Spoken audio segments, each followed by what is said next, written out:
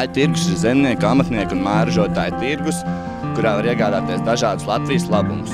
5 gadu laikā esam auguši. Mūs var sastāt ceturtdienās, piekdienās un sestdienās Rīgā, kā arī visā Latvijā. Talsos, Tukumā, Jelgavā, Olainē, Kauguros, kā arī Rēzeknē. Piedāvājums ir plašs. Pie mums var iegādāties svaigu gaļu, kūpinātas un svaigas zivis, sieru, medu, dārzeņus, dažādus amatnieku izstrādājumus.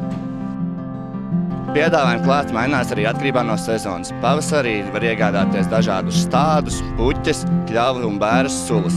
Vasarā tie ir augļi, dārzeņi un dažādas ogas. Uz tikšanos Brāļu tirgū visa gada garumā.